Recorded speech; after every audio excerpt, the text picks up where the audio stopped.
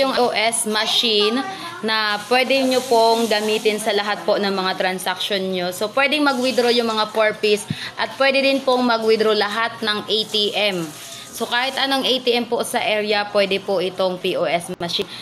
Ang kaganda po sa kanya ay kahit po kayo ay walang wifi, basta meron kayong data, pwede nyo pong i-hotspot yung ating POS machine.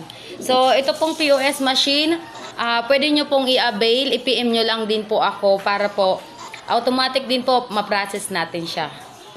So, ganyan lang po.